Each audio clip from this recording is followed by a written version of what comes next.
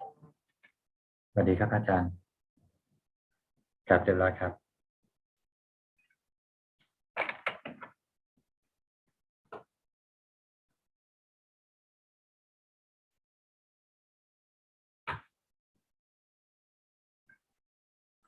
สวัสดีครับอาจารย์กลับเรียบร้อยครับ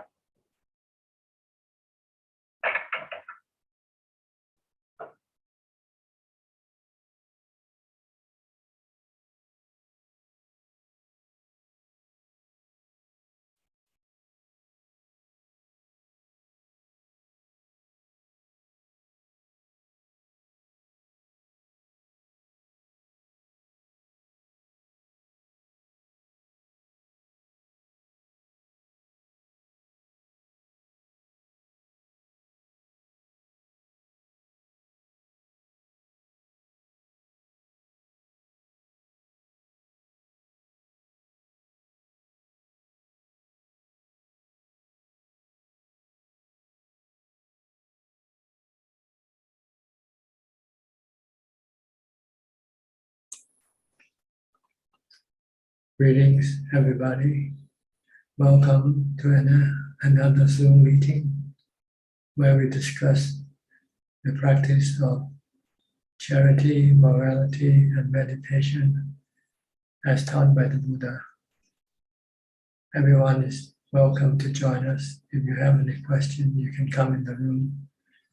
If not, you can just watch on Facebook Live or YouTube Live. Our first member is Khilesha Chan. Good evening, Ajaan. My meditation progress is good. I don't have question for tonight. Thank you for your Dharma teaching. Sadhu, sadhu. Okay, next Yongbe from New York. Good evening, Ajaan. Can you hear me? Yes. Yeah, today I have my question today. I keep my 5% weight. I need your advice for more. I can do much better. What do you mean better? Can you keep it every day? Yes, I do. Only 60% of 60% for my 5 precepts. Because I want to do much better. I need your advice and how I can do much better.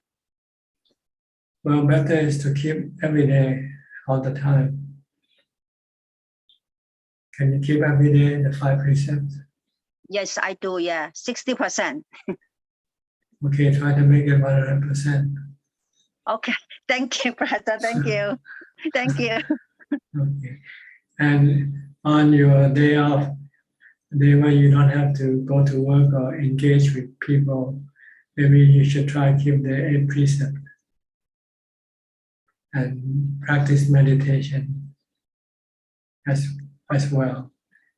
If you want to advance in your practice, you can practice at home. You don't have to go to a monastery. Just keep the 8 precepts and then practice mindfulness from the time you get up to the time you go to sleep, and alternating with sitting or sitting meditation or walking meditation. Then you will advance in your practice. If not, you will stay the same. You won't go anywhere more than. But you have to push yourself if you want to advance. You want to move forward. There's still a lot that you need to do to get rid of all the stress and anxiety and worries from your mind. Okay? Okay, thank you. Yeah, I promise. Yeah, I can do it. Yeah, thank you. No need to promise me. You have to promise yourself. Okay, thank you. And keep your promise. You're not doing me a favor by promising me. Okay, thank you, brother. Thank you. You're doing yourself a favor if you promise yourself. Okay. Okay. Thank you. Welcome. Next, Billy from Indonesia. Good evening, Ajaan. Today I don't have any questions. Thank you. And Napat from Ubon Ratchathani, northeastern Thailand. I don't have any question ค่ะ tonight ค่ะท่านอาจารย์ Okay, Kok Seng from Singapore.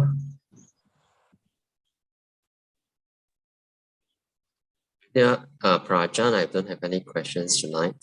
Thank you. Okay, Martha Christie from Arizona, I believe.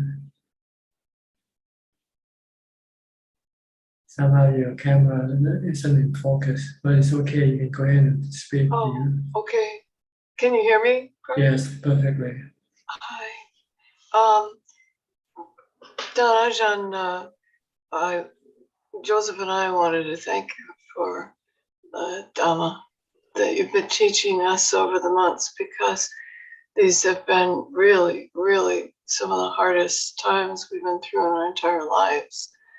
And our son did survive the illness that he went through, but he came, very, very, very close to death. And he's still recovering after several months. And then Joseph contracted a very serious illness, and the doctor said that he was going to die. So if it hadn't been for the Dhamma, honestly, for myself, I was facing basically being in the world alone. As far as most of my family has passed away, and my son and husband are really the only family I have left. So I was facing being completely alone in the world as far as my past, and what was the reality that I thought seemed so real and so solid. And with the Dhamma, I was able to pass through that situation that went on for several months with no hysteria, no crying, no despair, and I was amazed, frankly, that the Dhamma keeps you in a place where you just don't react in the way that you ordinarily do, and or that a lot of people do, faced with the death basically of your entire family. And I just want to thank you so much, because your instructions for meditation have been so precise that they've allowed me to focus the mind in a way that I hadn't been doing before. And I just want to thank you for that so much. And so, I guess as far as questions go, my only question is, I have, by staying, with the Dhamma and in meditation, I guess that's the only thing that kept me steady. Is there anything else that would be helpful? Well, the Dhamma is your true refuge. So That's you have right. you have to stick with the Dhamma, the Noble Eightfold Path. This will lead you out of samsara, out of all types of anxiety and sadness or suffering. So keep practicing the Eightfold Path, especially mindfulness and wisdom. Yes. Yes. Yes, that's so true. It was interesting because the Dhamma, frankly, that was my only refuge. I didn't have really anyone to, talk to, share the things that were going on, and it was, Dhamma was it. That was the only refuge. And the thing is that it was not just the only refuge, but it was the best refuge you could possibly have. Because in the midst of everything, there was still happiness and still a feeling of that I would be okay, and that even being alone in the world with really no other people around me, that the Dhamma would would be everything. And so I've been practicing the 8 precepts the best that I can. And I feel that, I'm going to be okay no matter what happens to my son and husband. So anyway, thank you, Prajal. You're welcome, and I hope both of them will recover fully eventually. Oh, thank you. Thank you. Okay, just stay with the Dhamma. The Dhamma will protect you. This is the real refuge. Nothing else can protect us except the Dhamma. Yes. Okay, nice to hear from you. And hope you stay well, stay calm. Yes. Thank you so much. Okay, bye. Next, Chong Lim from Pennsylvania. Yes, good evening, Ajaan. Actually, I'm currently in Asia. I think the last time I was calling in, I was in Singapore. Now I'm in Malaysia for work. And because of my work schedule, unfortunately, I haven't been able to sit for extended period. But then what I try to do is throughout the day, in whatever activities I'm involved in, meetings, whatever, I try to be more mindful. So I guess, I just want to share that with you. No specific questions, so just listening in today. Thank you. Okay, just try to take control of your thoughts and your defilement, and everything will be fine. Okay. Thank you. Right. Forrest Tom, you've been away for a while. Where are you now? In California still, or are you back in Massachusetts? Hi, Ajaan. Well, right now I'm in New Hampshire on vacation with my family. But I've been living at Temple Forest Monastery in New Hampshire. And after this vacation, I'm going to be going back there to live for a year as a Pakao. So in New Hampshire, there's the Forest Monastery there. Yeah. With tradition. Ajaan Chah branch. Ajaan Chah tradition. Okay. Yeah. Good. How many monks living there? I think it's 8 monks, and there's about to be 2 samaneras. I see, that's a good sized community. Yeah, not too big yet, although it is still sometimes on weekends there's a lot of people. So it's only an hour and a half from Boston and some other cities. That's good. Good that you find a place to go to. Yeah, I'm very happy practicing there, and I can feel it's really good for progressing in the Dhamma. Good. It's good to have a community to support each other. When you're alone, sometimes you don't know who to turn to when you're lost. Yeah. Yeah, and it's much easier to keep the 8 precepts with other people who are also keeping the 8 precepts. Okay, you have any questions tonight? Well, mostly I feel like your instructions have been very clear of developing mindfulness when I'm by myself in the afternoons, like doing sitting, walking meditation, chanting. But the main challenge is in the mornings. Usually there's a lot of chores with other people, like, for example, cooking for a few hours. And at the beginning, I was trying not to talk to anyone else, but then I felt like I should kind of be a little more friendly and have some metta towards other people. So I'm trying to figure out how to do that, but still it's hard to develop mindfulness when around other people. Just don't talk, just say hello and that's it, and then concentrate on what you do. And only reply if they ask you something. But don't go into a chat, don't chat. Because you'll end up as idle chat. And can cause your mind to become agitated and restless. Okay. So just when you meet people, just say hi, or you say hello, and that's it, and concentrate on what you do. Okay. People should know. People should understand if they're practicing. No one should be talking to each other unless absolutely necessary. Yeah.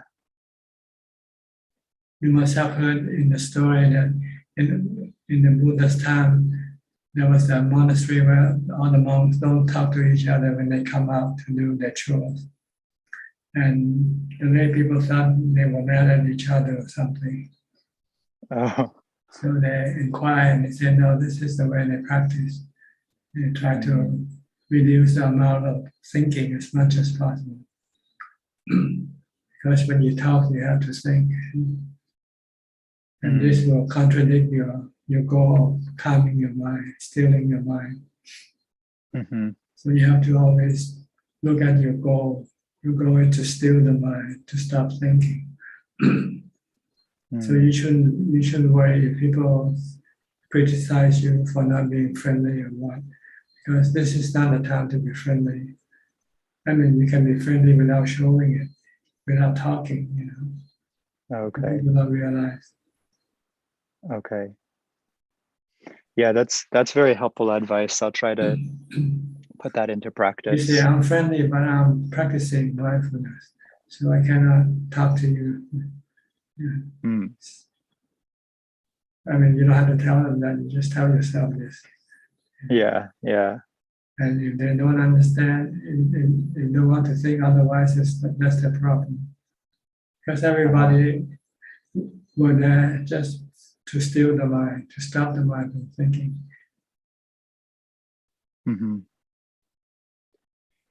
Yeah, that makes sense. So most of the time, following your advice, I'm trying to just develop more mindfulness, but occasionally I do a little bit of body contemplation, asubha. So one thing that I was kind of asking myself is like, how does the body keep going? And I guess it's by the food in the stomach that gets absorbed and used by the body. Is that a good way to contemplate, to think of the food in the stomach that Yes, is getting turned into the body? They're like fuel for your automobile. Your automobile can function when you put in the gas, right? When you run out of gas, then it stops functioning. Same way with the body. The body needs the refuel of the four elements. You're breathing in all the time, taking in the wind element. You drink water to take in the water element. You eat food which contains the earth element. Food comes from the earth.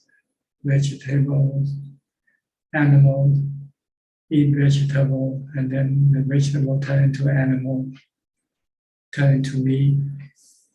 They are, what you actually do every day is refueling the four elements to keep your body going. If you stop refueling the four elements, the body stops functioning. As soon as you stop breathing, you stop functioning right away. It runs out the wind element. So actually, the body is just a living organism that is made up from the four elements and maintained by the four elements. And when the body stops functioning, then these four elements will then separate from each other, and the body will disappear. This is how you should look at the body, in terms of being elements, in terms of being no self in this body. It's a work of nature. So is it important to understand how the body is using those elements, like what is happening to those elements inside the body, or that doesn't matter? Just the big picture. Yeah. Just the big picture. The four element goes in there to maintain the 32 parts, to keep your hair growing, to keep your nails growing, and so forth, to maintain your bodily function, your heart, your lungs, and everything. They need the maintenance of the four elements. But one day it will stop. When it stops, then the four elements that form the 32 parts will then disintegrate into the four elements again. Okay. And what causes it to stop when it stops functioning? That's a law of nature. That's just the law of nature. Anicca, Okay. anicca. Yeah. Everything in this world is under the law of nature. It means change. Everything changes slowly or quickly, but everything doesn't remain the same. Mm-hmm. Yeah. Okay. Okay. Thank you, So, Ajaan. and you're not the body. You're the one who studied the nature of the body. The one who studied the nature of the body is another element called the knowing element of the mind. We just happen to come into connected with the body, to use the body as a tool or as a vehicle to take the mind wherever it wants on this earth, to do things that the mind wants to do, or the defilement that is contained in the mind wants to do, wants to have happiness from the sensual objects. So you go after sensual objects. You see things, you drink, and you smell, you touch, you hear things to make you happy. Without this thing, your mind feels terrible, right? When you're under lockdown, you feel terrible. Because you cannot go after the sensual objects that you normally did. But if you meditate, then you don't need the sensual objects. You can be calm, peaceful, and happy without having to go after the sensual objects. Then you don't need the body. And whatever happens to the body will not then affect yourself, your mind, because you no longer need it. It can stay, it can disappear, doesn't matter. If you have meditation here, if you have happiness from meditation, then you don't need the happiness from the sensual objects, which you need to have by way of the body. Yeah. So you don't need the body. You don't. So whatever happens to the body will not bother you. This is the result if you master yourself in meditation, by which you can always be happy with your meditation. Then you don't need the body. Okay. Yeah, that's a very inspiring goal to aim for. The body is not you. The body is just your servant. You are the mind, the master. The mind is the master. The one who knows, the one who thinks, the one who gives command to the body to say things and to do things. Without the mind, the body would just lay like a corpse. Okay. Yeah. Okay. So this is Sorry for you should always maintain this understanding that the body and the mind are two separate entities. Okay. The mind is permanent, where the body will have to return back to the four element. The mind is the knowing element, so it doesn't break down like the body, because it's one solid element. While the body is made up of the four elements. So whatever form will have to disintegrate sooner or later.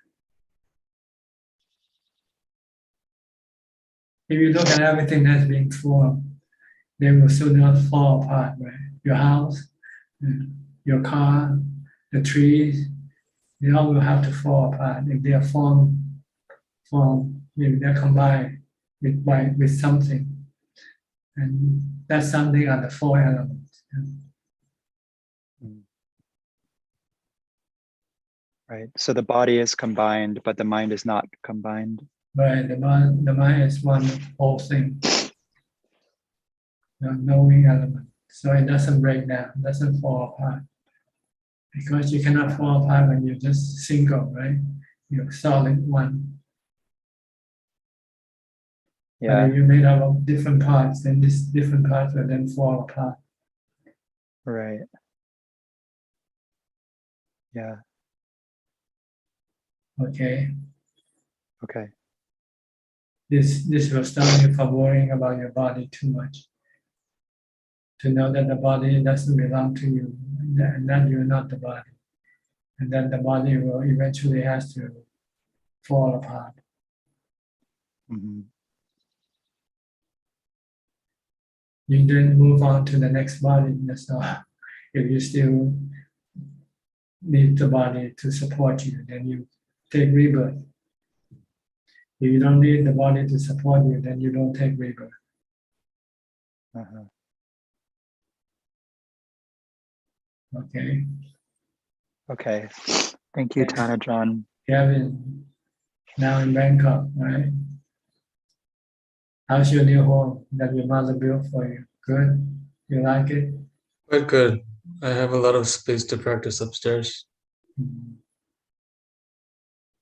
Well. Anything to contribute tonight? I'm sorry. You want to say anything tonight? I was gonna ask about how to be able to let go of all our money as a layperson, but I think You have to rely on money, but just don't be greedy or be attached to them.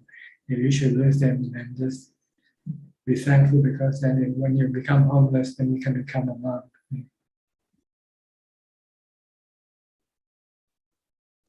okay. So if you can keep it protected, do it, but not to the point where it becomes stressful to you. Just everything is anicca, including the money that you use, that you depend on. But if you should lose it all, then at least there's another place to go, right? The monastery, the temples, where you don't need to spend money. Yeah. This is one thing good about Thailand. You can always find a place when you don't have a place to go. Okay, Ajaan. Thank you. People didn't know that in Thailand. People didn't think that this is the last resort for them. Because they don't like the temples, the rules. They don't like to live under rules. They don't like to keep the precepts. They don't like to keep the rules, the 227 precepts that kept by the monk. They find it too restraining for them. So they rather starve and be free to do whatever they want to do. But what can they do if they're starving, right? That's true. But if you accept the rules and keep the rules, then you won't be starving. You'll be fully supported. Okay. Okay. So don't worry too much about money. Yeah. Look at your dad, he doesn't have any money now.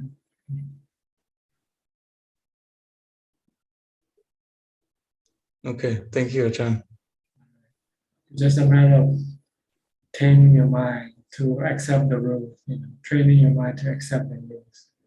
Once you can do that, then living a monastery is no problem. Okay? Okay. Thank you. All right. Adeline and your son, what's his name? Brandon.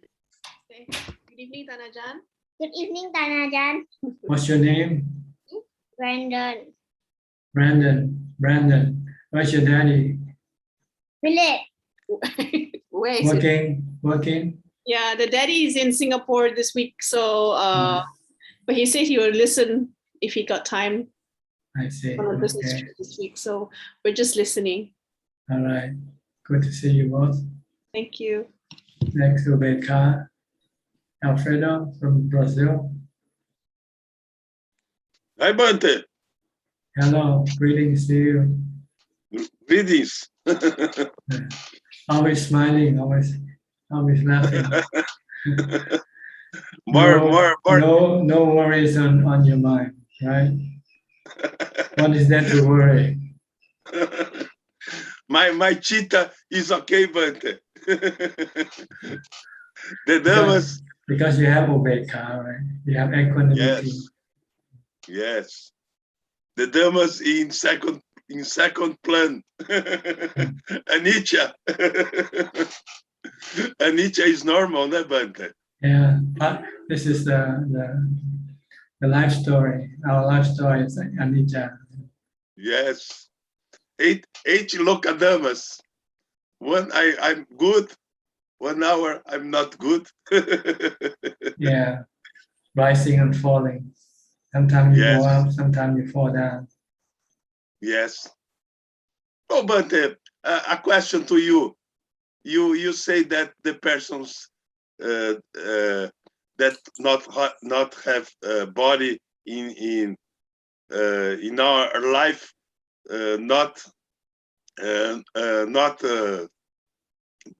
was born, but the practicing in a lot is a state have not have body but have mind, né, Bante? Is a Brahma state. He born in counts that not have body but have See, mind. when your body dies, the mind exists alone in different realms of existence, as devas or as Brahma or as Buddha or as Arahant. It depends on how you took care of your mind. If you purify your mind of all greed, hate, and delusion, then you don't be born again. But if you just steal your defilement without getting rid of them, you go to Brahma realm. But after the strength of the practice weakens, then your defilement will then push your mind to come back and take rebirth again. Yes. But it's an elevated state, né, Bante? It's a high state, né? You not knowing your defilement. You not know your defilement. If you meditate, this is the highest state of any ordinary people can attain to. Brahma, or you can enter to jhana. And you go to be one in the two realms of Brahma, Rupa Brahma and Arupa Brahma. How you identify your defilement in the states, in that states? It's like when you meditate, your meditation will, your mindfulness will suppress your defilement temporarily because you stop thinking. When you stop thinking, then the defilement cannot function. You have to think first before you can have greed or hate. If you think of somebody you don't like, your hate can come up right away. If you think of something you like, your greed will come up right away. But if you don't think, then your greed and hate cannot come up. But this is temporarily because you cannot stop thinking permanently. Yes. But if you use wisdom to teach your mind that everything that you greed for is dukkha, then you will stop having greed permanently. Yes. Yes. My perception is the man who has continued the life. He has a Brahma. He has a type of bodhisattva. He has continued.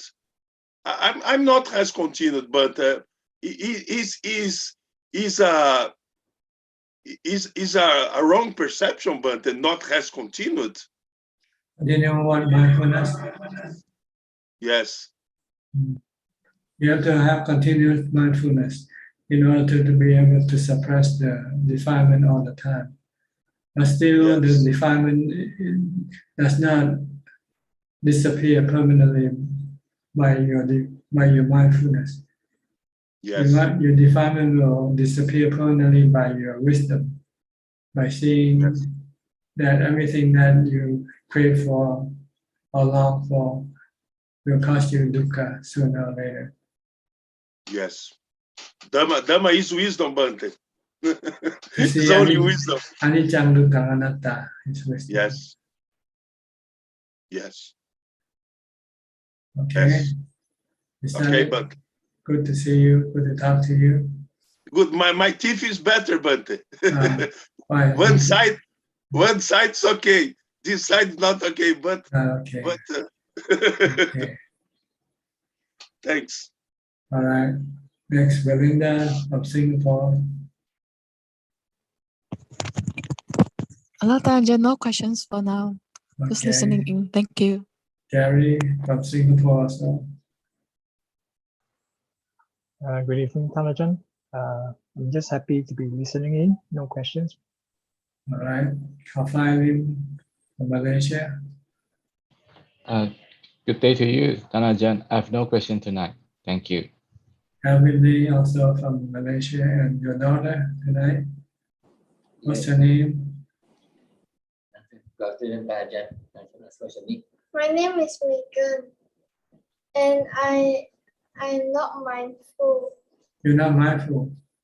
Yeah. You are, but not all the time. Right now you are mindful. You can talk. It means you are mindful. Okay. But if you play, then you're not mindful.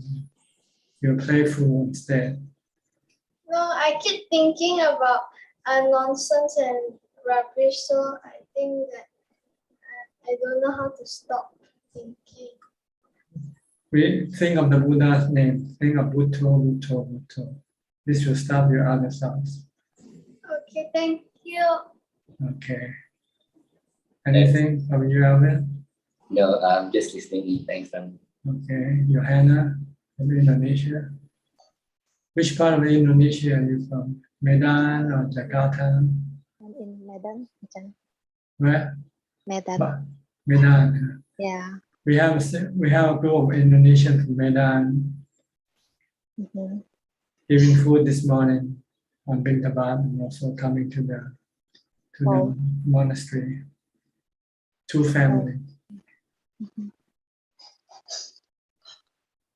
Yeah, I also have a plan to visit your monastery one day and Pindabat.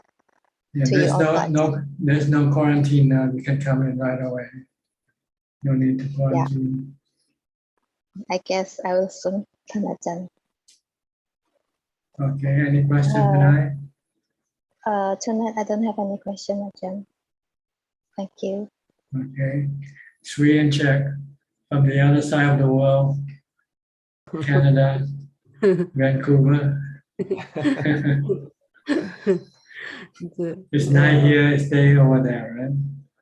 Morning for you, night for me. Morning, Ajaan. Yeah. Early morning. It's the internet connect us. It's really truly pretty cool that we have people from all over the world. Ajaan, I really love the talk you gave to Forrest just now, about the elements. Yes. Yeah. Unfortunately, we don't think of them as elements. We think of them as people, human beings, as being male, female. And that's not where all the problem starts. But if you look at all of them as being 4 elements, and you say, what's the problem? No problem. It's just a combination of the 4 elements, and it's a falling apart of these 4 elements sooner or later. Right? Nobody taught me this before, but it's in the Satipatthana Sutta, the 4 foundation of mindfulness. Right, but I'm too stupid to understand without you breaking it up for me. I read it, but I didn't really didn't get it correctly. But you broke it after you explain it. Is so much better. I can understand better. Yeah, I not smart enough to understand the sutta. So lucky to have Ajaan to break it down and so you can see the limitation of the suttas. No, I think it's my own limitation, my stupidity. It's not smart to understand. Yeah.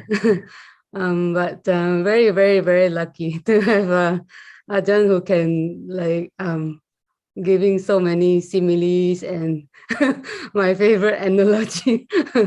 And also I think for me, I listened to many Dharma talks before, but I didn't really hear about the,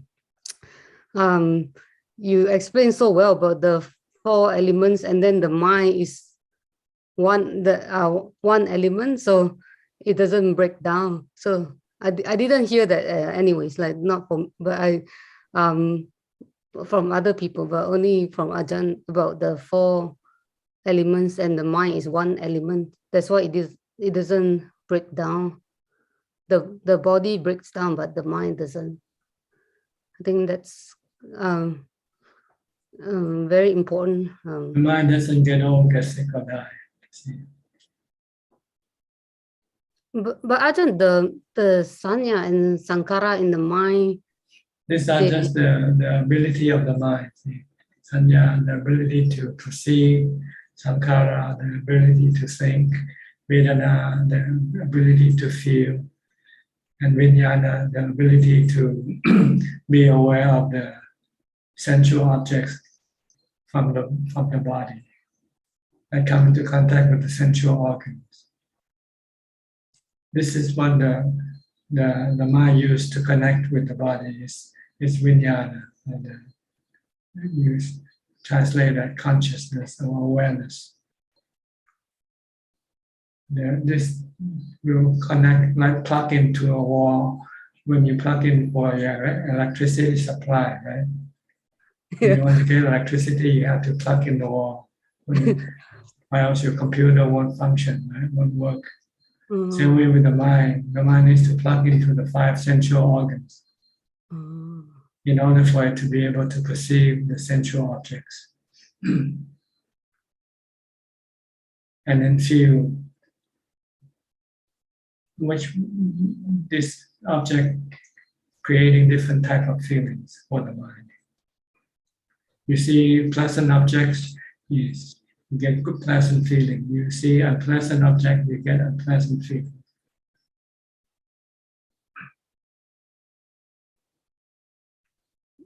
Ajaan, like all these, like the memories and our function. They're part of the mind, the element, the knowing element function. So they go with the mind, wherever the mind goes. They go, okay. That's why you still retain everything that you had from your previous life, your memory, the way you think, the way you feel, the way you react, and so forth. This all goes with the mind. It's from the mind. The body is just a material thing, like an automobile. But the driver is different, and different driver have drive the car differently, right? Some driver drive safely, and some driver drive recklessly. Same way with our mind. Some people use their body recklessly, and some people use their body quite cautiously. The body is just like the automobile, and the mind is like a driver. When the car breaks down, the driver go get a new car, but he or she still drives the same way, right? Oh, yeah, that's true. So too with the mind. When the mind changes the body, the mind still have the same same attitude to everything. The mind, if it used to be right-handed, it will continue to be right-handed. If it used to like something, it will continue to like something. If it used to hate something, it will continue to hate that something. This all goes with the mind. We call karma. Yeah. Good or bad karma, go with you, or neutral karma, go with the mind. Habit are karma. Your habits are considered to be karma. Good habits and bad habits You have bad habits, you do bad karma. You have good habits, you do good karma. Oh.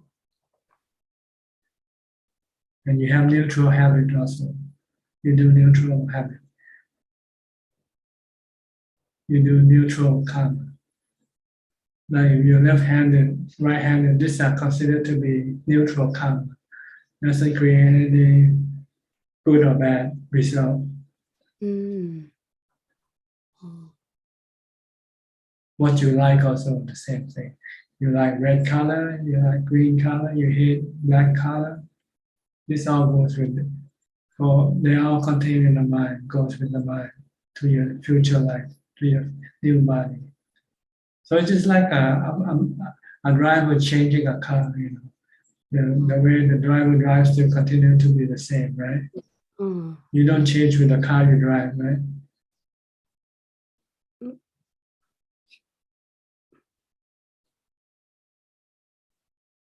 Yeah. If you used to drive cautiously, you continue to drive cautiously. If you used to drive recklessly, you will continue to drive recklessly.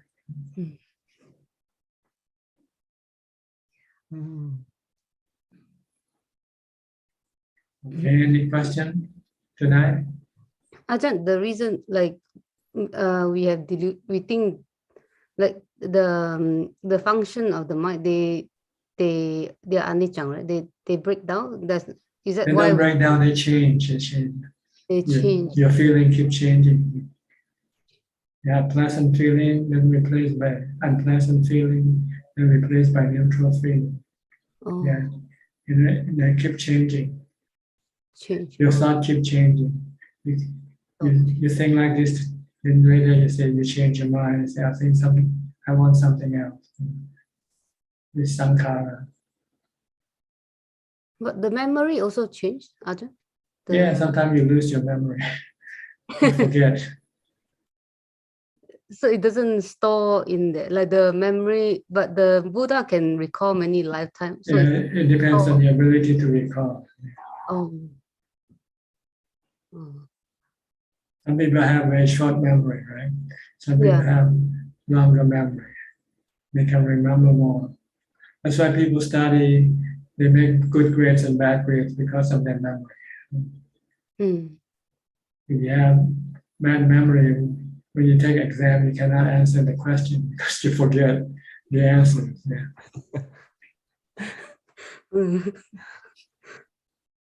And to have good memory or bad memory depends on your mindfulness. If you have strong mindfulness, your mindfulness will keep telling you to keep remembering the thing that you need to remember. Oh. Like remember that the body is made of the 4 elements. How long can you remember this? Maybe after this meeting you'll forget and you'll come back and look at yourself as being sweet and check again.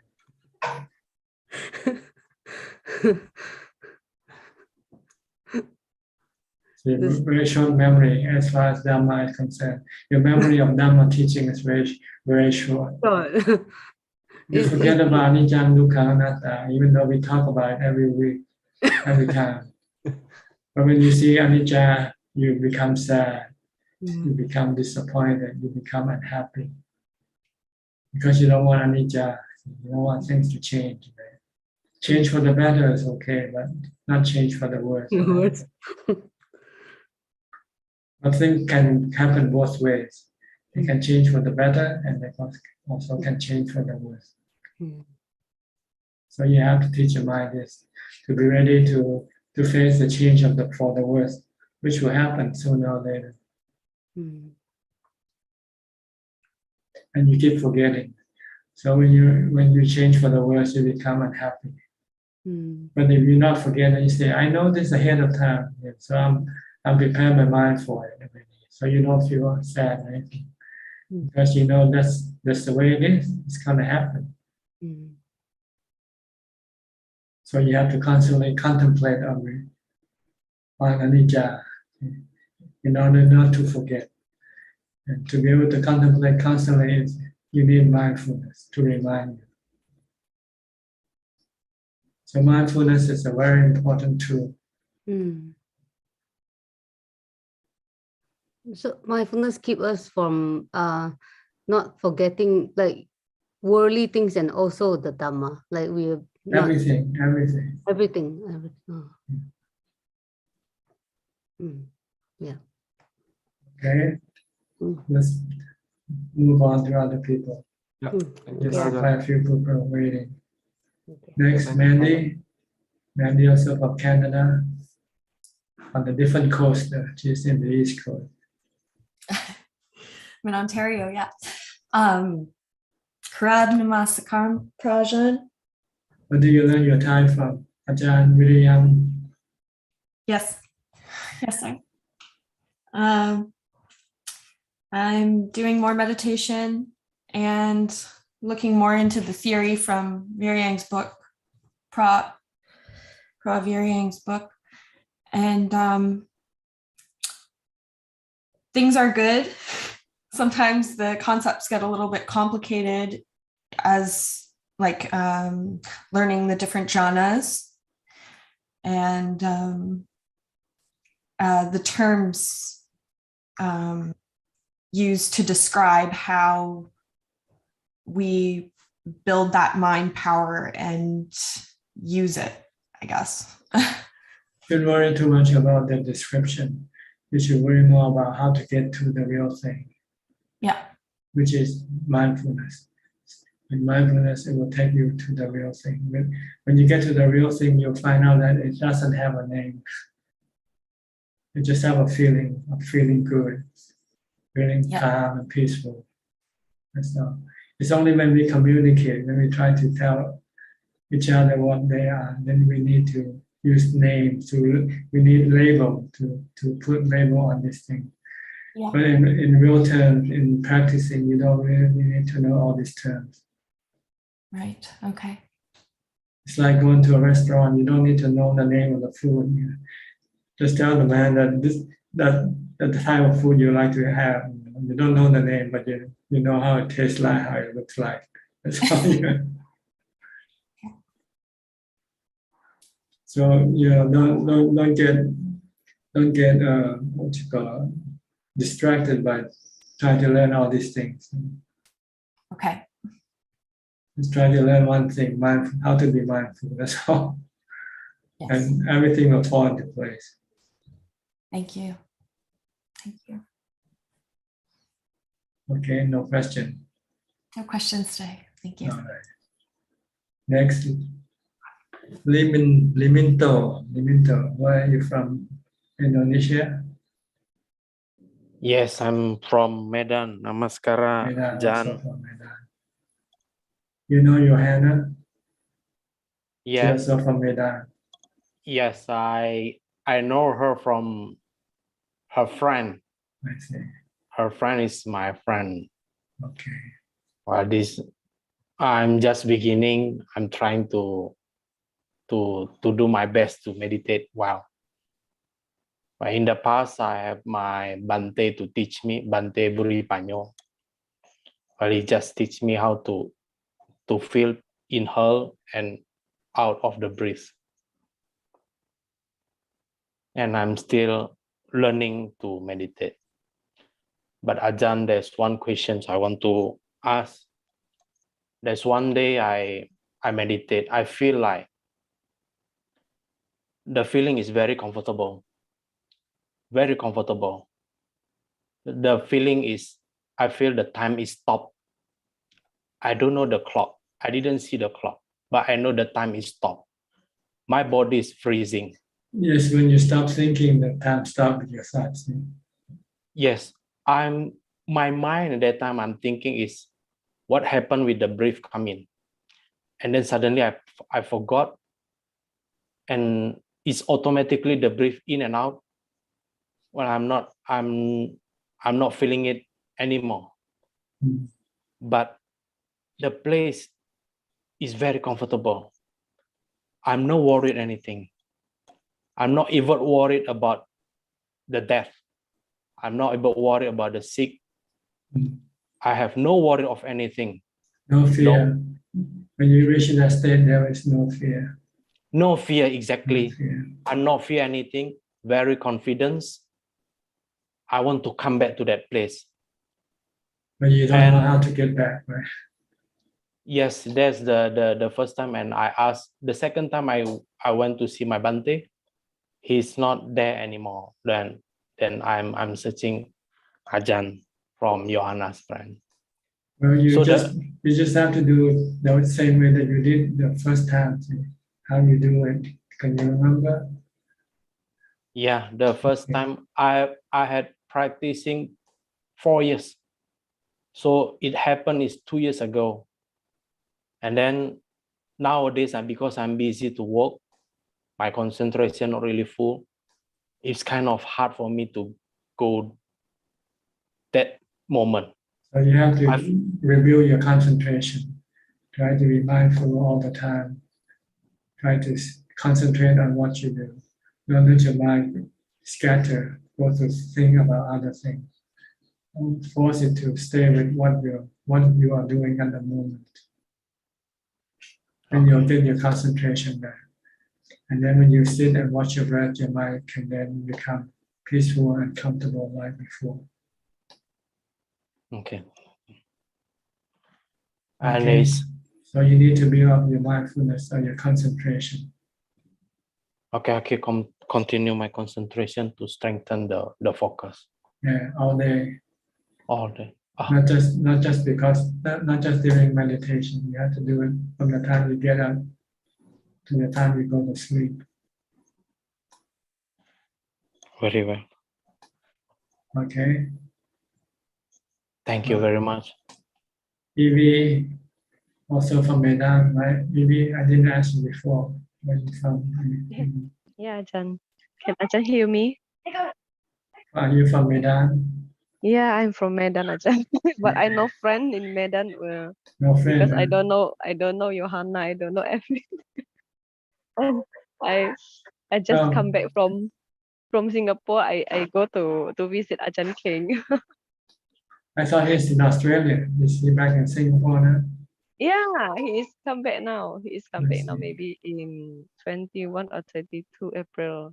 So when I hear, oh, he is come back, so I go to Singapore to see him in person. And what did you get out from seeing him in person? Yeah, because I never see him in person, so I go to see. So you got to see him, but nothing else, right? You don't get anything else from just seeing him. Yeah, to see him, it make me happy, and I feel, yeah, oh, this is Ajaan King. Okay. And he also give me permit to stay in Vihara Palelai for 5 days. Ajaan. So I live at that monastery. I stay for 5 days and I see all the devotees in there are very diligently to cook a good food for the monks every day. And I help the kitchen. This is what Palelai in Singapore is some. Yes. Not Palelai. Yeah, in Palelai. So I think it's my turn to visit Ajaan Suchart because I have visited Ajaan King, all right. I will find the time to visit Ajaan Suchart now. Well, you visit me every week already. When need to come visit? You won't have as much time when you come to see me because I'm pretty much busy when I'm out of my room. I got people coming to see me a lot. So you can always probably say hello. But here you can talk to me and ask any question you like. So Yeah. it's better to see me in this way than coming to see me physically. Yeah, maybe just see Ajaan in person make What's me the satisfied. difference? What's the difference? Same person. See in person make me satisfied and happy. And you see now. So I want to ask, are there any restriction or requirement regarding COVID in Thai at this time, Ajaan? Because Singapore is. I think you have to contact the consulate in your country, but I think all you need is to have two or three vaccination booster, and then you take a ATK or take a test before you leave. And when you come into the airport, I think they ask you to take another test. That's it. Maybe like Singapore is easy to enter now. No quarantine. You don't have to stay in a hotel or anything like that. You can go straight to wherever you want to go. Once you pass the test. Yeah. Okay, Ajahn. Ajahn, if I want to talk about my problem lah, still the same problem like the character. And if I have being two-faced in. Can you speak louder? Speak louder. If I have a two-face, I mean the face for this person and face for this person is including a lying activity. Lying. Well, if you lie, you break the precept. Have two-face, like two-face to this person and this person. Is that act is a lying? No. You have to, when you meet different people, you have different profile, right? Yeah. Okay. When you meet people in the monastery, you have one profile. You meet people in your business, you have another profile. Yeah, so many. So this is not lying. This is okay, because you have to adapt to the changing circumstances. Because in the front of the corruptor, I say okay, but in the front of boss, I must telling the truth. So, and the result is the boss still give this person a chance to do this part. I don't know the boss is too good or too stupid. I don't know. But yeah, this person still doesn't give up. He still wants to play and keep telling me to up the price. But I just don't really want to serve him because I'm still thinking what to do. And I also said to the corruptor, I said, your boss is very nice. You should not don't go far. This activity is not good for you, you know. But after that, yeah, that is the business. I don't want to know too much, Ajahn. So tired because I have to play in two-face. Oh, you have to play different roles. With your children, you play as a mother. With your boss, you play as your subordinate. You play. So it depends on who you're dealing with. The Buddha said you have to know your role when you meet people. What type of role you have to play. I'm telling the boss the truth, and the rest is their business. But these people is still, hey, Evie, you must make up the price. It's hard for me to do, Ajahn. So I do. I don't know. Yeah. Well, you have lived so far, so you should be able to do okay. Yeah. And I also have one question again, Ajahn. Okay. Does we give food, dana food to monk, which is not vegetarian food? Is that causes the sin? Causing what? Cause the sin. Sin, bad yes. karma. Yeah, bad karma. No, to give food to monks, you just have to give cooked food. Yeah. And but you can give the meat. You can give them if you don't kill it yourself. If you buy the meat from the market, then it's okay. But if you have a chicken and you kill it, and then made food and you give it to the monk, then you're committing, you're breaking the precept. You're doing bad karma. But some religion they say. Well, we're discussing Buddhism. We're not talking about other religion. Okay. Because every time I want to in the the food is contain the meat, I also has the people who is another religion say me, you should not give meat to the monk. When just you cause follow the Buddhism, you listen to the Buddha and his disciple. You don't listen to other people. Okay. Okay, Ajahn. Thank you. All right. Yeah. Kyuyen Dong, are you now in Hanoi? You were here a couple of days ago, visiting here. Yeah, I saw you yesterday, Ajahn. Oh, just yesterday. Just yesterday.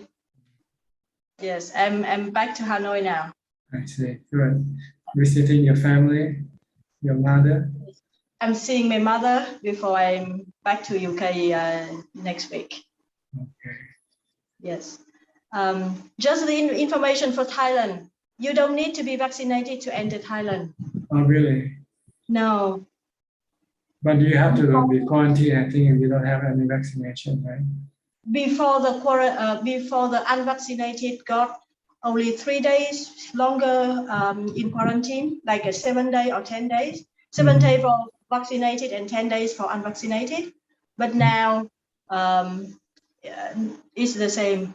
The same. You can no vaccine, you can enter and no quarantine.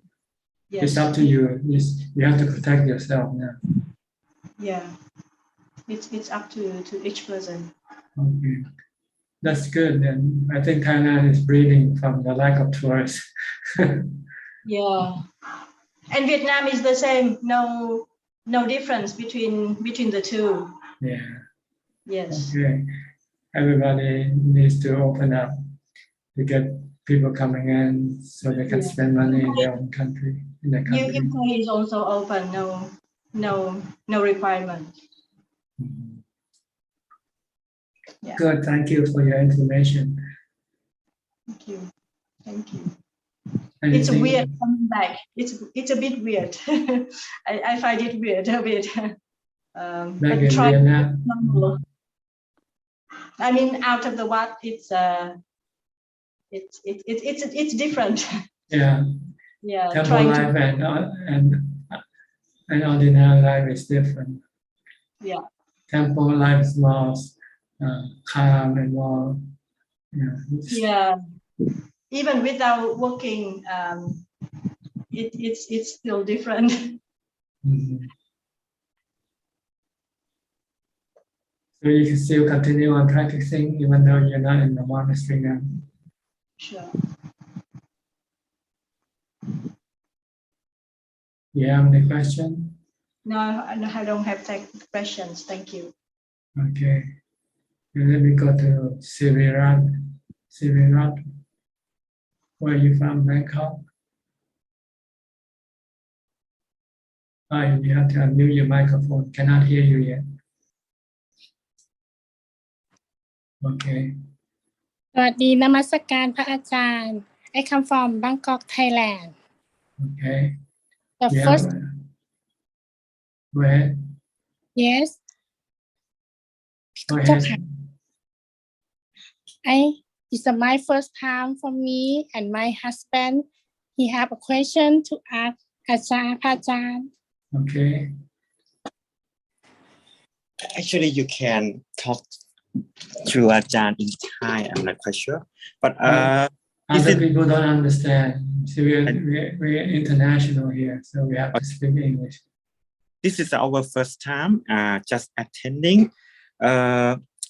What is actually consciousness? Because I have been listening to many monks that try to explain, but you think that 4 elements is my activity. So I want to ask, what is the consciousness? Is an element of my mind, or is the mind has the ability to know, to think, while the body doesn't have the ability to know or think. So the know is mean consciousness, knowing. To be able to know what you say, what you see, what you hear. This is the mind. This is the ability of the mind, not of the body. The body only receives the information, like the camera. The camera can take picture, but the camera doesn't know what picture it is taking. So what the body sees, the body doesn't know what it sees. It is the mind who knows what the body is seeing.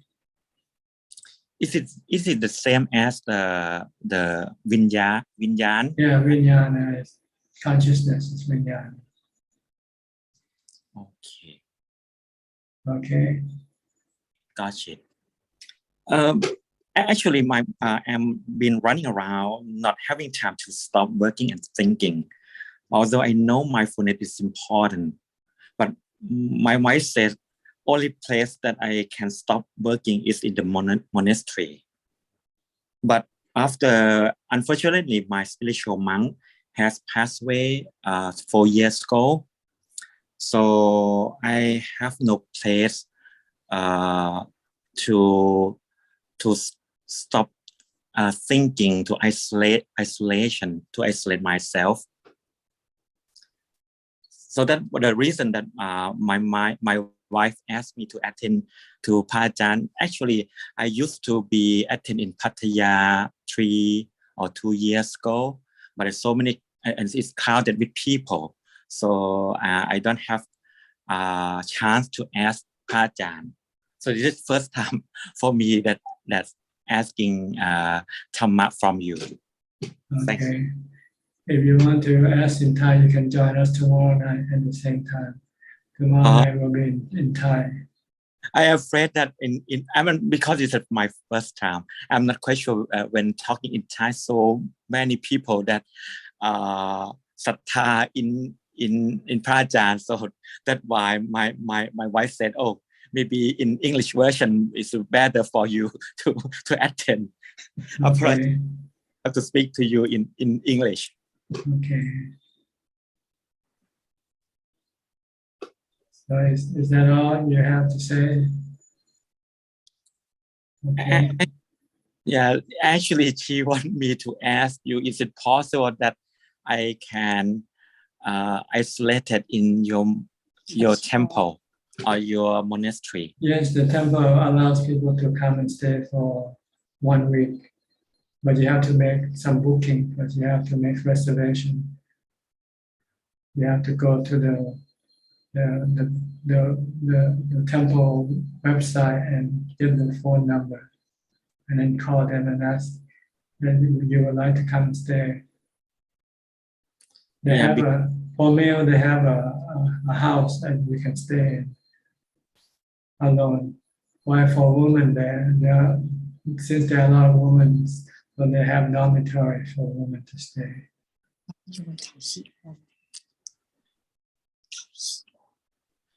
And you come in, and when you stay in the monastery, you have to keep the 8 precepts. You have to get up at 4 o'clock in the morning to attend morning meditation and chanting.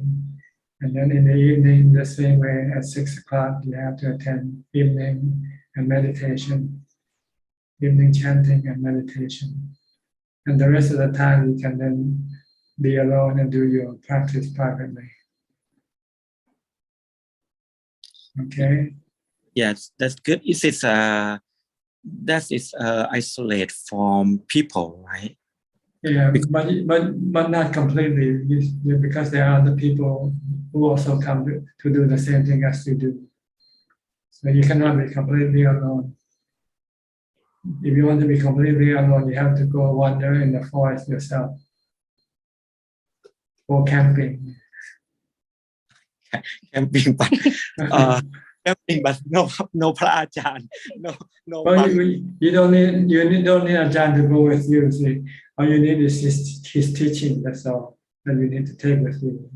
It's kind of spiritual for mindfulness. I'm not quite sure, but when I go to camping or I travel, but I cannot stay calm and stop working and stop thinking.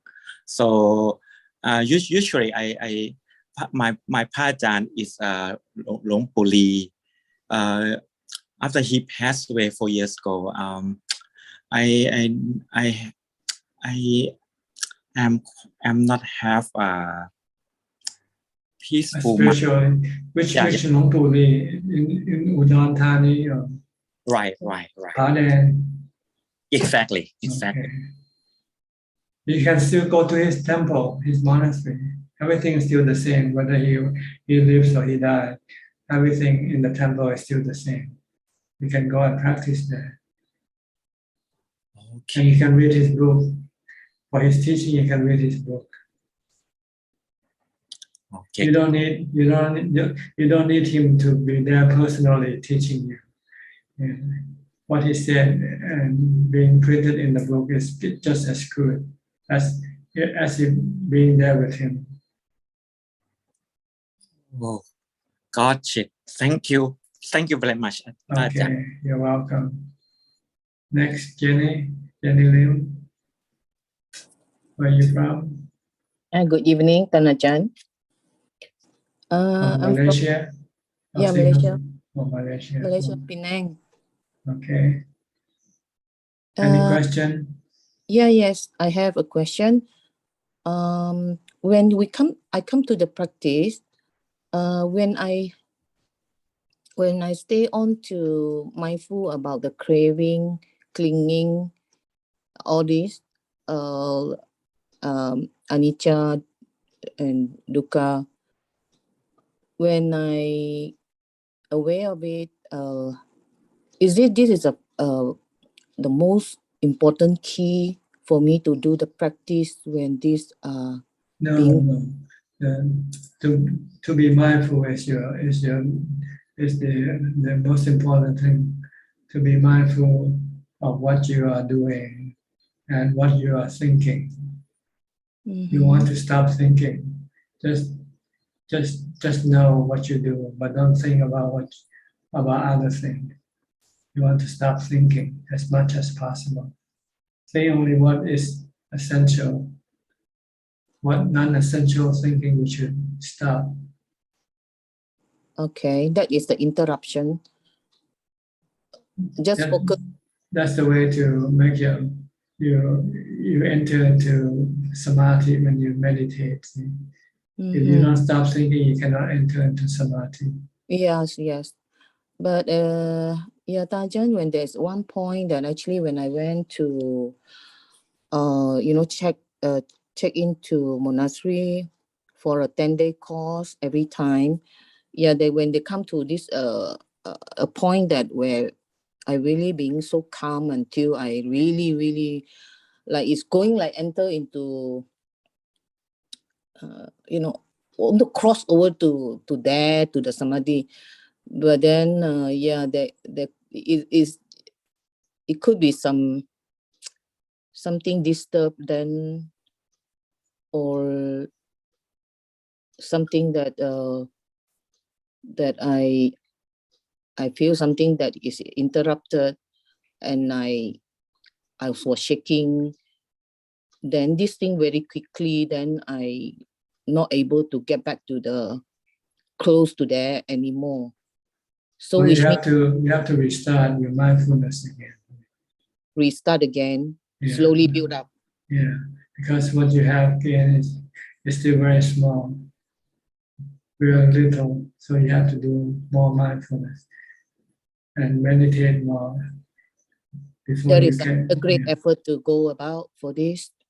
Yeah, you need to keep on practicing. Okay. Okay, put more time to the practicing. Yes, and the result will come gradually, more and more, but not suddenly. That you can get the result all of them at one time and forever. You cannot do that. You just get it briefly and you lose it. Then you have to restart your meditation again to go back to that point again. Okay. So you just have to keep working at it. Keep working on mindfulness and meditation. The more you do, the more you get. The less you do, the less you get.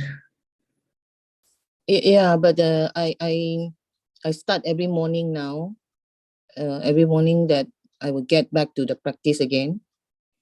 By observing my Yeah, I will start with Anapana anyway. Then start to observing little by little. Okay. Yeah, try to get there again. And just try to do as much as possible. The more you do, the more you will get your result. The less you do, the less result you will get. I got the point. Yeah, because I can now I can feel about it too lah. Yeah. If you go to a retreat, you get more because you spend all your day practicing. Yes, if, yes. If you're not in a retreat, then you don't practice as much. But So you don't get it. that's right. I actually I was looking for the retreat in around here, but no, there's no center that having the course now, unlike the Vipassana Goenka. So the Goenka one also quite full anyway for now. Unless I travel out from Malaysia, there are many courses out there, not in Malaysia now. They don't have retreat for available here. You can make yourself your own retreat. You know already what to do, right? All you need to do is find a place, then you can do your retreat. So you don't need to have other people to do retreat with you. Oh, just a self-retreat, like That's right. you just go to a very Find a zen place and place. Yeah, and keep the But increase. good out from the house, I would think so, to another quiet place. If you live alone in the house, then you can use your house as a place of retreat also. But if you live with other people, then that's not possible. Yeah. Okay, I got it. All right. Okay. Thank you, Ajaan. Next, Natita. Where are you from? Unmute your microphone, please.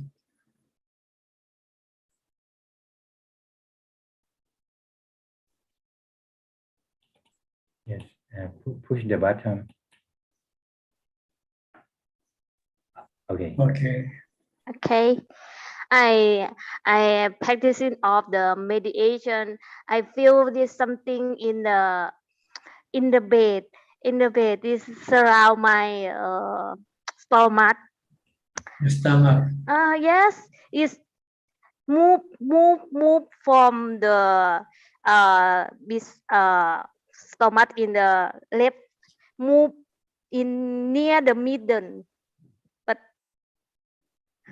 Doesn't matter. Let it move. Just focus on knowing it. That's all.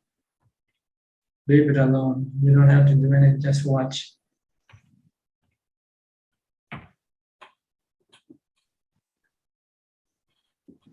Just watch your stomach, your abdomen.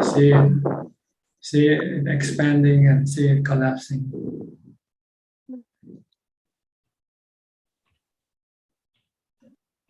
Okay. Okay. All right. Next, Sammy. Are you still in Tibet or India? In India, I think. No? Dharamsala. Yes, Tarajan, but right now I'm on the way to the meditation center in another state. So I'm actually right now in Delhi. I'm staying in a hotel for one night, and I have to catch the morning train to nearby Mumbai. There's one Goenka center there. I'm going for a 20-day meditation retreat.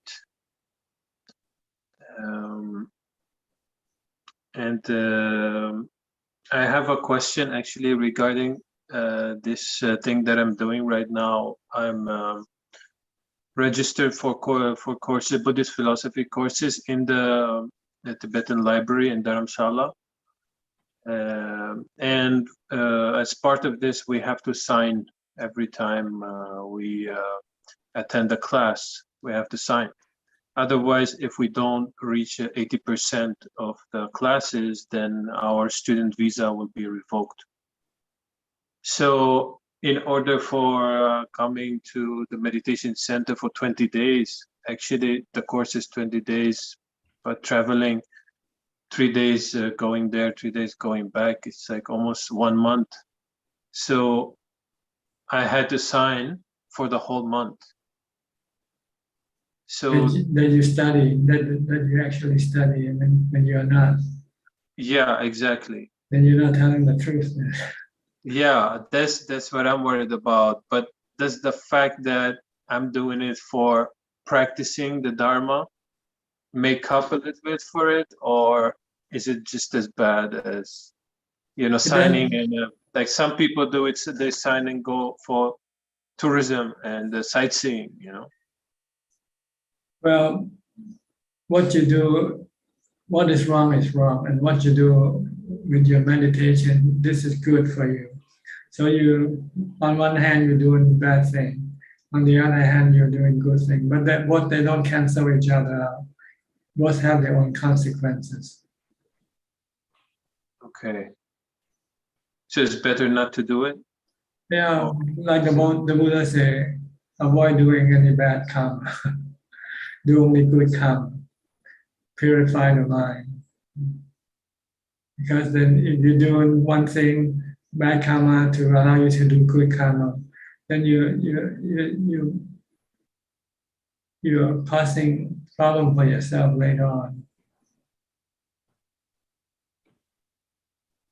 from your bad karma. But you also get good karma from your practice. You get good result from your practice also. Exactly. It's quite the dilemma. Well, the dilemma is that you should always follow the rules. Yeah. That's the best way. Then there will be no dilemma. It's when your cravings start to come in, to interfere with your truthfulness. If you have no craving, then you can continue on studying. Yeah, craving for peace. Craving for peace will not bring peace.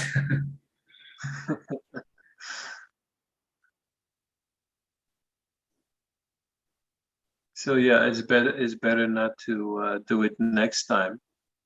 And that's the thing that at least during the Buddha's time they didn't have to worry about visa.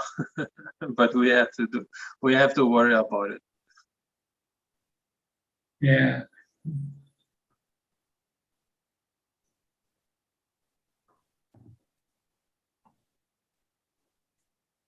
Okay, is that all? Yeah, that's all, Tanajan. Thank you. Okay. Next, Namo.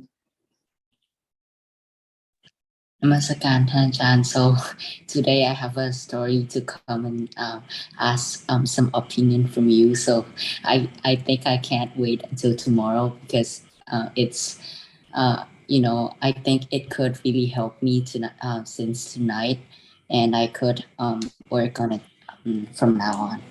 So Tanajan, I have two problems, and I think my tooth hurts for like 3 days already. So the first day that this happened, it happened on Sunday evening, but luckily I got to listen to the Dr.V video, the live stream, and I think it helped me a lot because I remember Tanajan saying uh, something about it's don't really care about the body, like it's how do I say it, like yeah, the mind is important, and the pain from, I mean, like, yeah, something like that. I don't know how to explain, but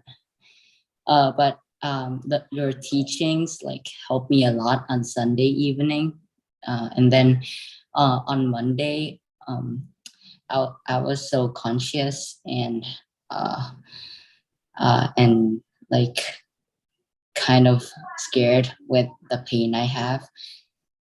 So after that, I think I failed the mindfulness test, and then today, I I can't like handle it anymore. So I asked my parents to bring me to the dentist.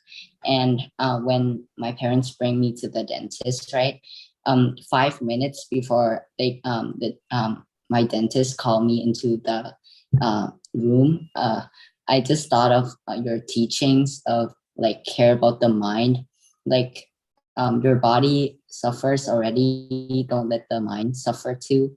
So I tried to putto and it helped me a lot, like 10 minutes before. And it was really surprising because when the doctor, my dentist, checked my teeth, and he said that it's because I have braces in my mouth. So it's normal to like hurt a little bit. It's not about like tooth decay that I'm worried about. So I was like, oh my God, my mind was like, my mind is so off of putto, Ajaan. Yeah, your mind is deceiving you because you don't have mindfulness to stop it. If you have Bhutto, then it cannot deceive you.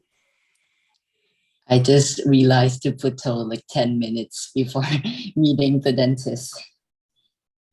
And all the time you forget about Bhutto. Yeah. You just keep worrying about your tooth. I worried about my tooth because I'm worried because if I have tooth decay, right, Tanachan, I think it's a serious problem because I have my braces on, and if I need to take it off, then it would be more like it would take more time to put my teeth in places that it should be. Tanachan, but on Sunday, you forget about anicca. You forget about anicca. The body is anicca. The body is temporary. Sooner or later you lose the whole body anyway. Yes, Ajaan. So what's so bad about losing one tooth?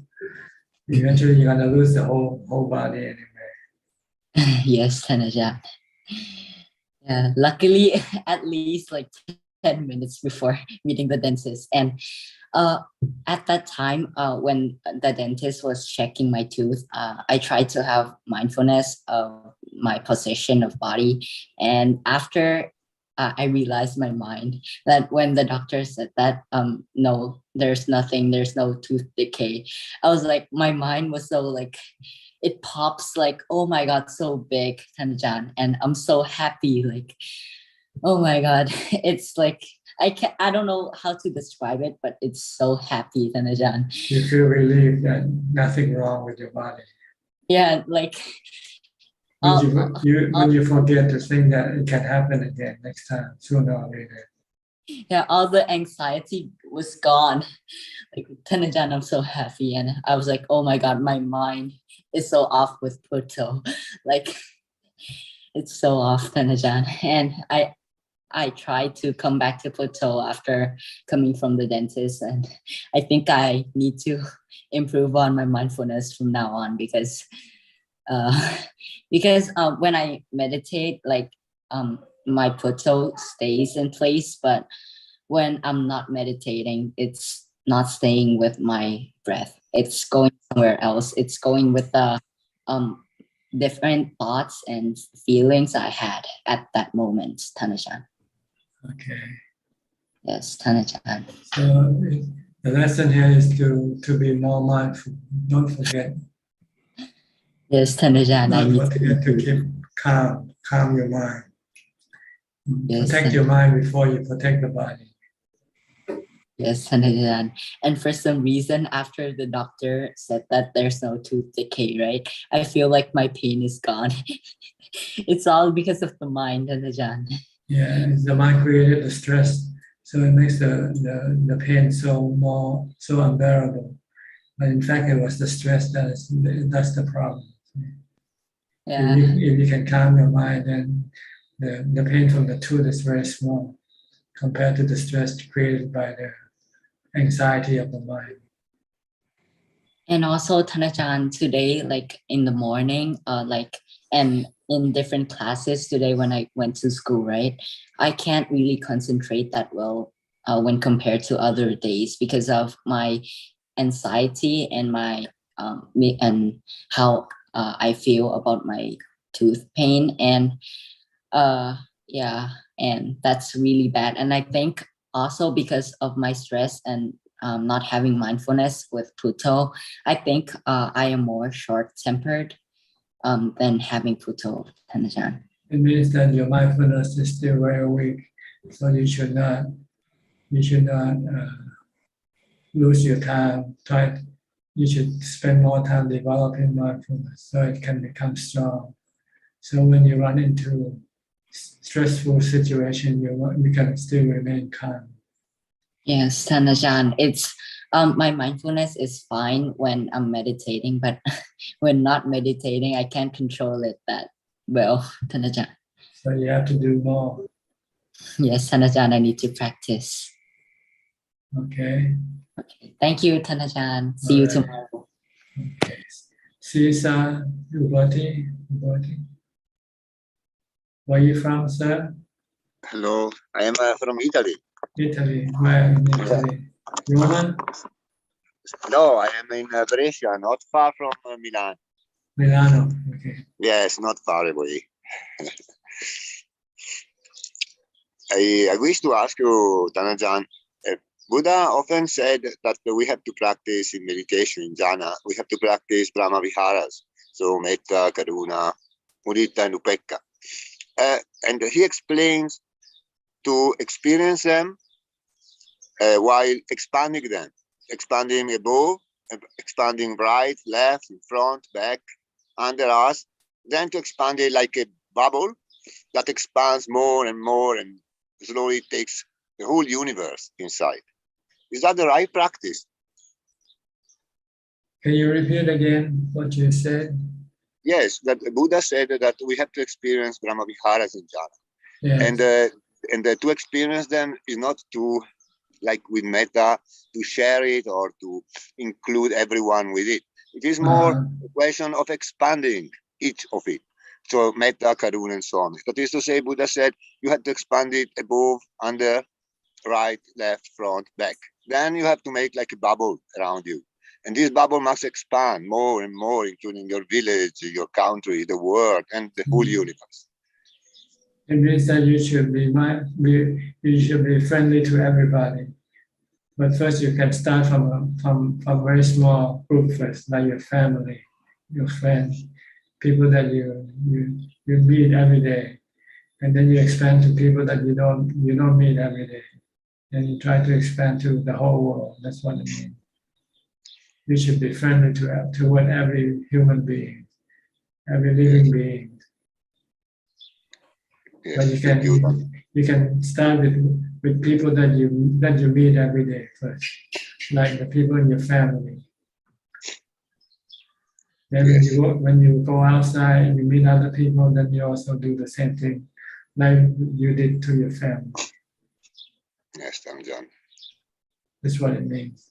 Okay. So I do this. Yeah, eventually, the Buddha wants us to be friendly to everybody, to treat everybody as our friend. That's what he means. Even if they hurt you, you should not consider them to be your enemy. Yes. You should forgive them. Then you can become friends again. Right, Amazon. Okay. Thank you. Yes. Thank you. But the best way to practice the Brahma Vihara is to meditate. Yes. When you meditate and you can enter into jhana, you'll get ubekkha. Once you have ubekkha, then it's easy for you to be friendly, to have metta, karuna, and mudita, without having to force it. It becomes natural. If you have ubekkha, because ubekkha gives you happiness and contentment. So when you're happy and content, you can be friendly to everybody. Right. Thank you very much. If you're not happy, you're not content, it's hard for you to be friendly to people, right? Yes, that's true. So the right way is to practice meditation, to get to ubekkha first. Okay, thank you very Once much. you have ubekkha, then metta, karuna, mudita is easy to do. Automatic, they come automatically with ubekkha. Thank you very much, Ajaan. All right, you're welcome. Anumodana. Next, Sajauka from Silver Spring, Maryland. Thank you, Ajaan, for your teaching. I kind of relate to Martha Christie's the issues that she raised previously, and I wouldn't repeat, but I kind of ditto her sentiments towards you for being our teacher, and I won't repeat the accolades and stuff. But I think I can kind of relate to that what she was narrating to us, that the family members and the people passing away in the immediate family, and I have had situations like that in the very recent months, and actually just dittoing her sentiments, and it affected me in a completely different way, and not in a very traditional way. I didn't even know how to react to those things, how to tell the other people that how I feel about that. And there was like a very interesting thing that I don't think would have happened without Thamma and your teaching, Ajaan, because that indeed takes us to a different level. So because when you're seeing or trying to see anicca, dukkha, anatta and stuff, and looking at these things, then when I'm thinking that I too am going to be in the same place, I too am going to die. Aging sickness does not escape anybody, and so actually you are at loss of words, because the traditional way of expressing sorrow for somebody, somehow I don't know how to articulate these things that without coming out as somebody who's heartless or something, right? So that is kind of in a very puts a smile inside my head that, hey, I don't think this would have happened previously. Okay, so that's actually kind of that what came to my mind from Martha Christie's points that she raised. Now, what I originally thought about asking you is, again, you touched on this many times, that how do you briefly that connect the Noble Eightfold Path teaching to the practice? What are the top things that kind of jumps out of those things that we relate to the practice of meditation? And of course, I recall that you ask us not to fret over these details from sutta or not, but focus on the meditation object and mindfulness. But in any case, if you have some things briefly to address these things, I think that would be useful for me. Thank you. So, in order to be able to advance on your path, you need the driving factor of the path, which is mindfulness and samadhi. If you have mindfulness and samadhi, then you will be able to push the other factor ahead, like right thought, right view, right action, right speech, right livelihood. So we concentrate more on just these two, the driving force, which is right mindfulness and right concentration. Because you need to build this up yourself. Without this, you will not be able to advance on the path, even though you might be able to understand all the eight factors of the path, but you don't know how to get them moving, going forward. And the way to keep it forward is to develop mindfulness and samadhi. It's like driving a car. To get the car started, you need to have the key, right? If you don't have the key, even though you know how to drive the car won't get started. So you have to find the key to start the car, start the engine. Same way with the path. To get the path moving, you need to have mindfulness to push it ahead. When you have mindfulness, then you'll get right concentration. With right concentration, you get right view and right thought, right action, right speech, right livelihood, right effort. They all come from mindfulness, the main driving force of the path. That's why the Buddha said mindfulness is the most important Dhamma factor, more important than all the other factors. That's why we spend so much time talking about mindfulness. It's like telling you before you can drive the car, you go look for your key first, key to your car first. If you can't find the key to the car, then forget about driving that car, right?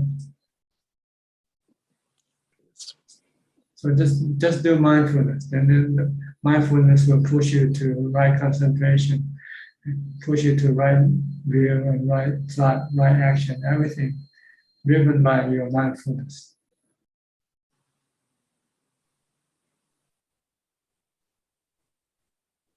Okay. Thank you, Ajaan. That's all. Thank you. If you get mindfulness, you get the rest of the Eightfold Path. If you don't get mindfulness, you don't get anything.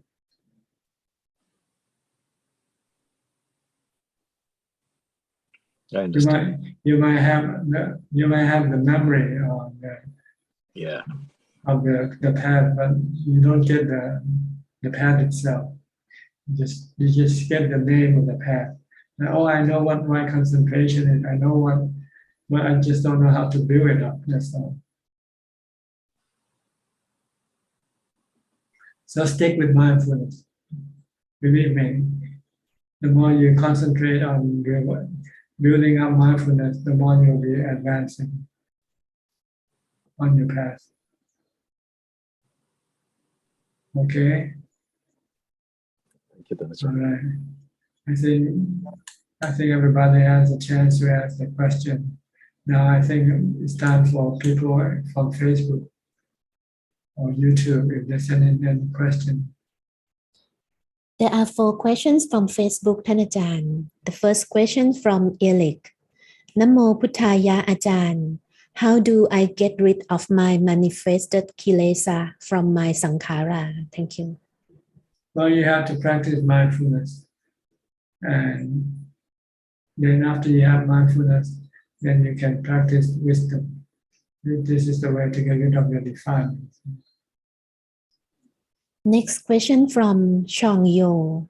Ajaan, is the Nibbana mind just the knowing mind, not our usual mind that attached to the 5 aggregates? Thank you.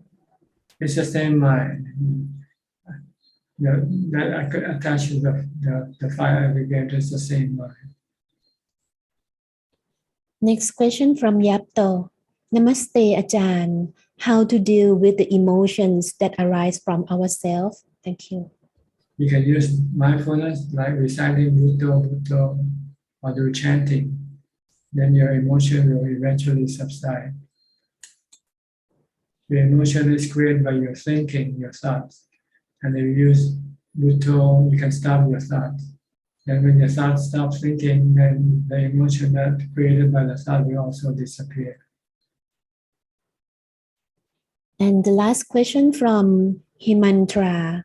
Ajaan, could you please advise how to maintain ubekha when bad things are happening around?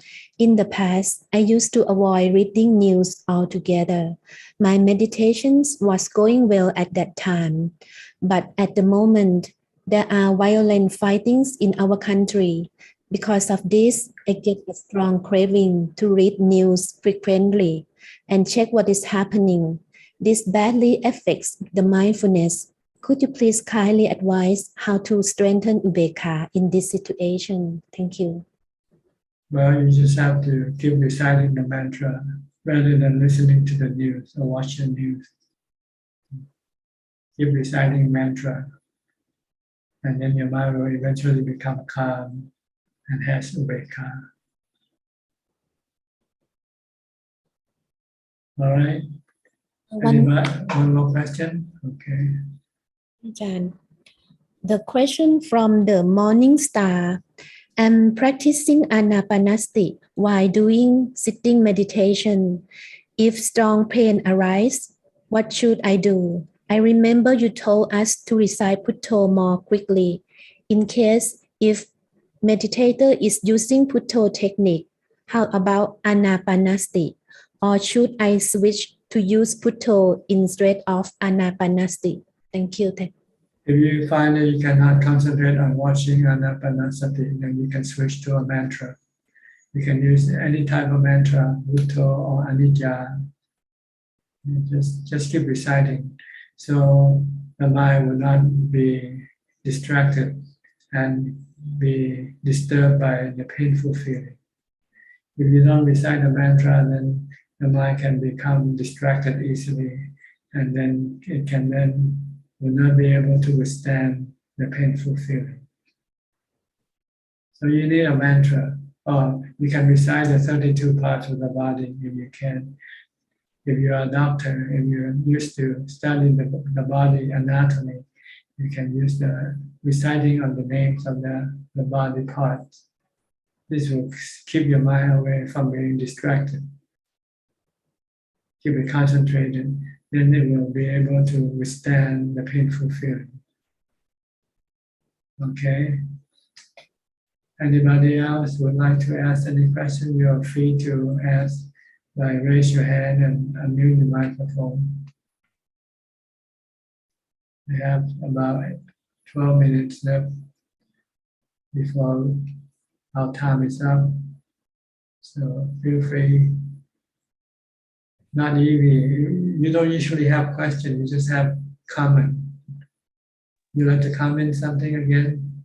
No, I want to asking Ajahn. Okay. How to prevent the mind from thinking while meditating because of problem in life? Is there any other way beside Buddha? Because Buddha for 2 hours only make my mind tired, and after Buddha, my mind start to dig into the life problem again.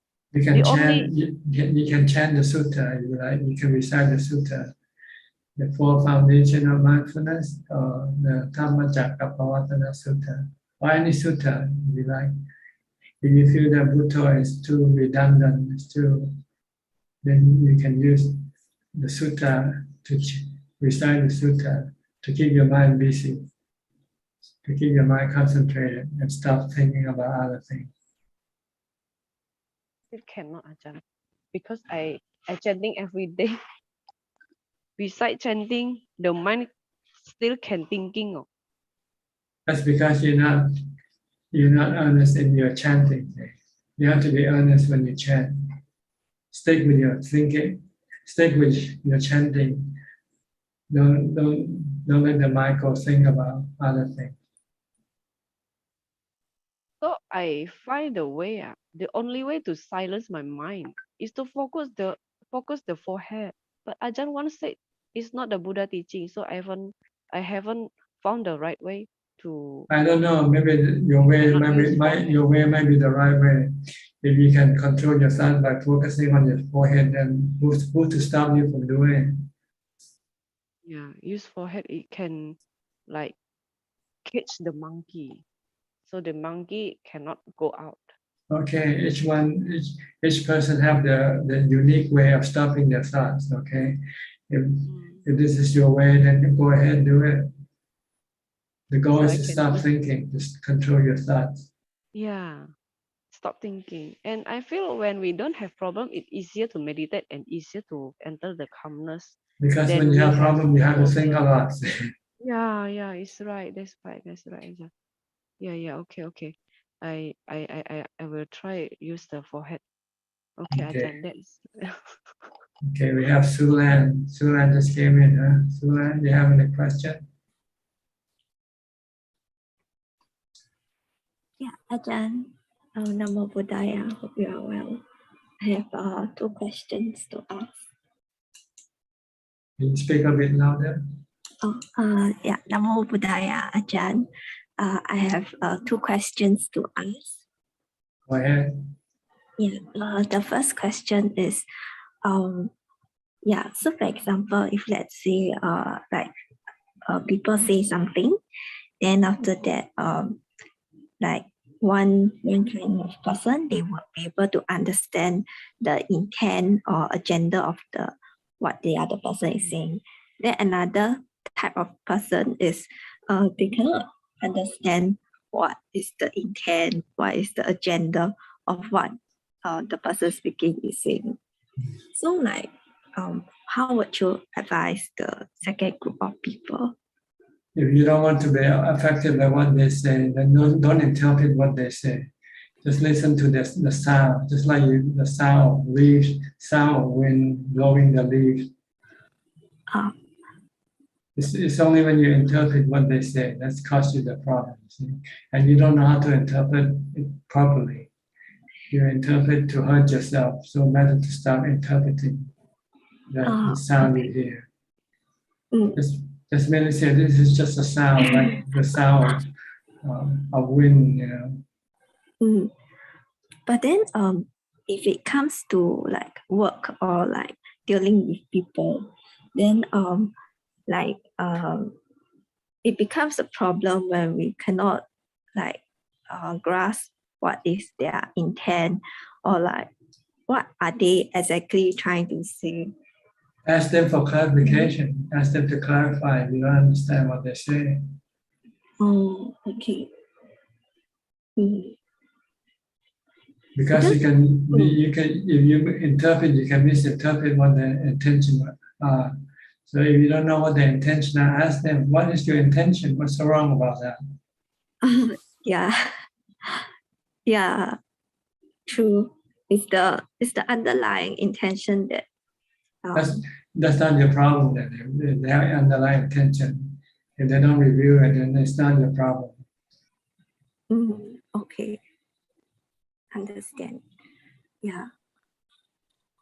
Oh yeah, because I asking because I seem to have find it difficult to kind of understand people's agenda and the intention. Yeah. Then so when I approach things, yeah, I'm not very skillful.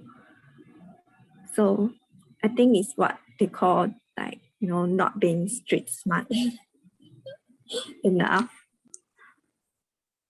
So this seems to be a problem. Then I've been quite troubled over this.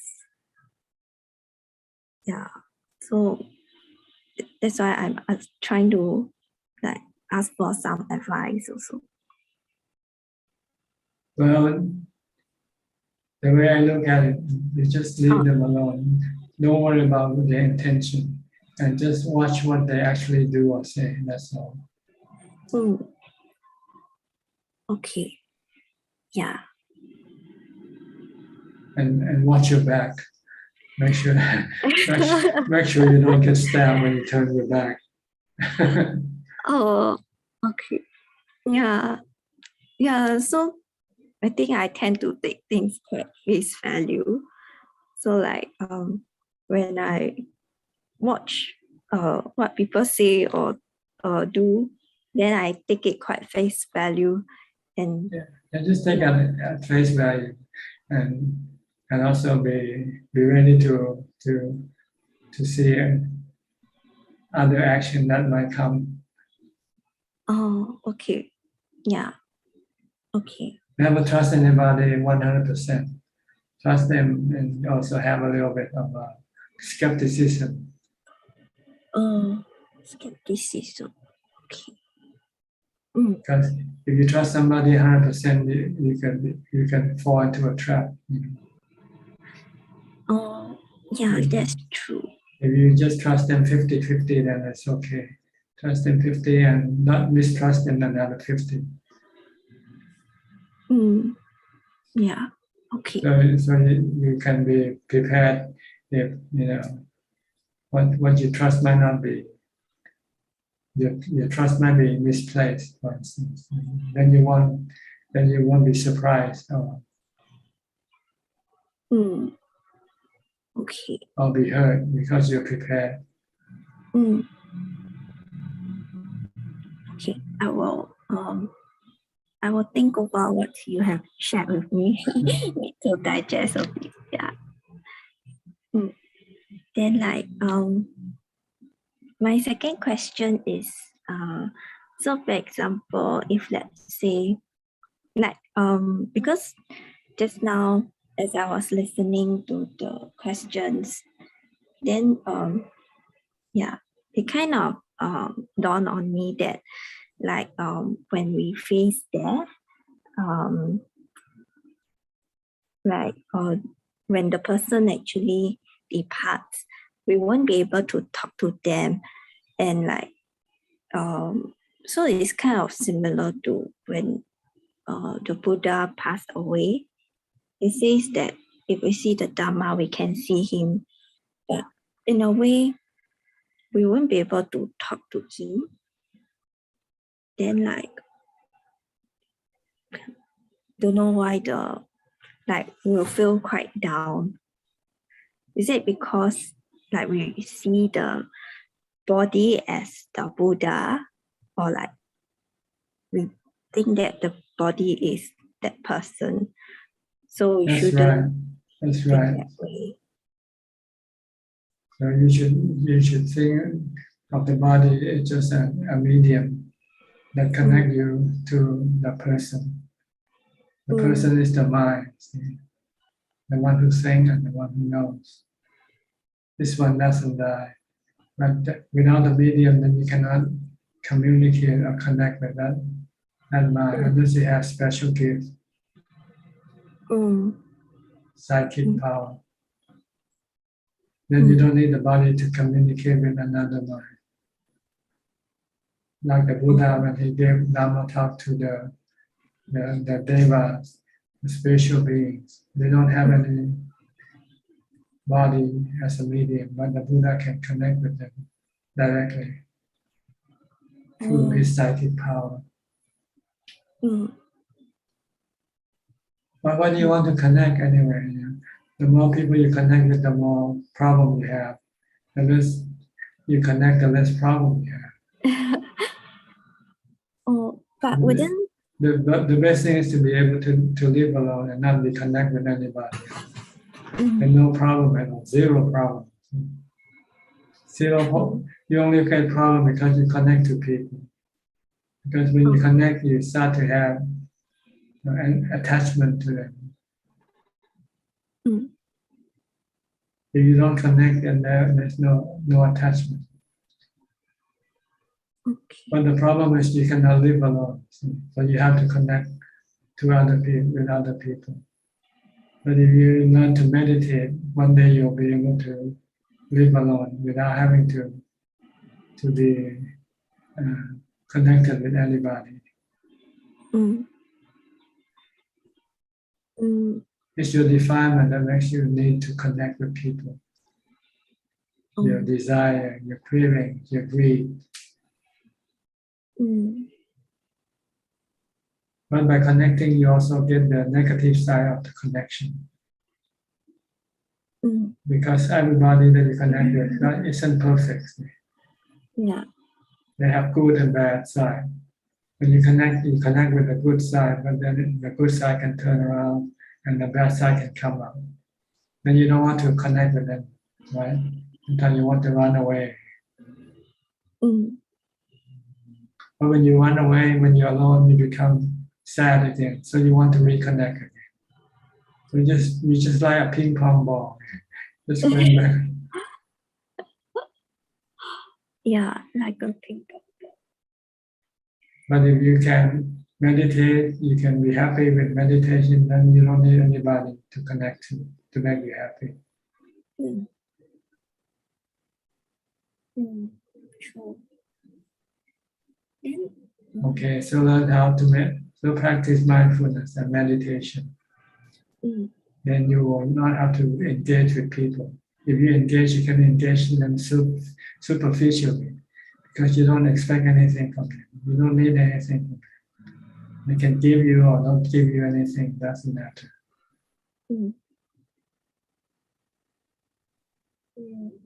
Then Ajaan,